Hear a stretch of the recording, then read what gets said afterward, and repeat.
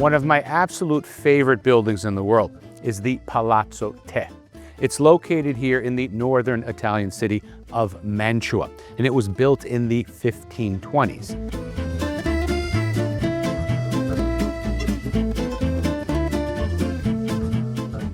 Te has nothing to do with tea. Te, of course, is the Italian word for tea, but instead the fact that this palazzo is located on an island called the island of Tejetto.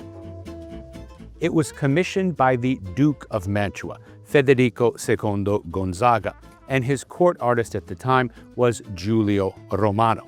And what the Duke was trying to do was to recreate the same patron-artist relationship that his great-grandfather had created, that is Ludovico Gonzaga and the great Andrea Mantegna generations before.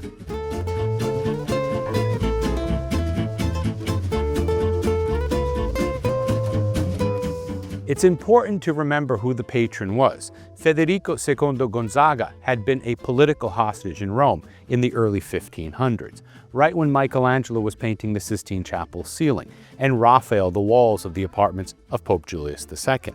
And the artist that he chose here, Giulio Romano, came out of the workshop of Raphael and brought some of that high Renaissance Roman magic with him to Mantua, but in a much more imaginative way. You may notice those large keystones slipping down there beside me in the arches.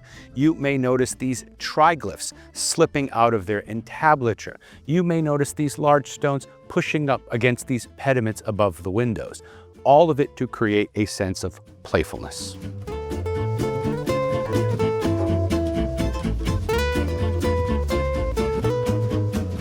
Or like this playful motif in the room of the sun and moon chariot, where a knickerless figure of Helios disappears out of the scene, only to have Diana enter in at the other end.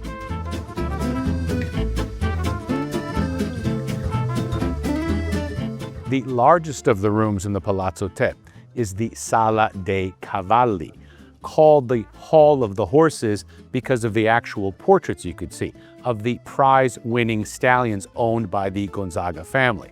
Folks, these are not generic representations of horses, but actual portraits, and we can still see the names of two of those prize-winning stallions, one by the name of Dario, the other Model Favorito.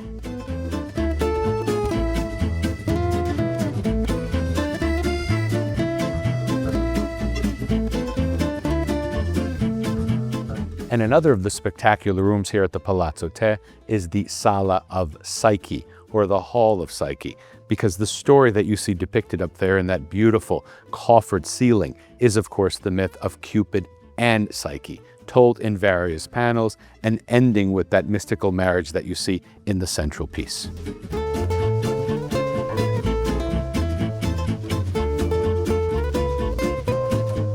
And the grand finale is one of the most unique and imaginative spaces on planet Earth, the so-called Sala dei Giganti, the Room of the Giants, because of the scale of the figures that you see around me, which represent the mythological Titans who are being crushed by the descent of Olympus painted up above. All of this coming out of the mind of Giulio Romano, who creates what I like to call the earliest example of virtual reality.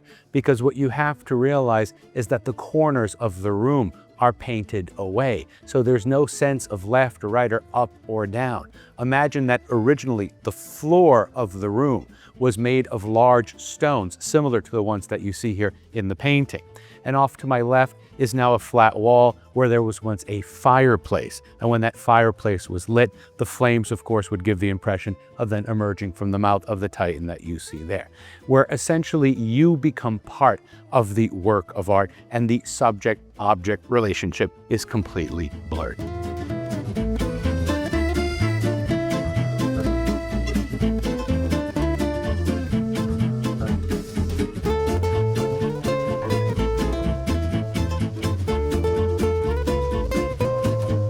So if you're in Italy, come to the Palazzo Te in Mantua. And remember to like this video and to subscribe to my YouTube channel, Rocky's Italy, so that you don't miss out on any of this great content that we're filming here in Italy and publishing weekly.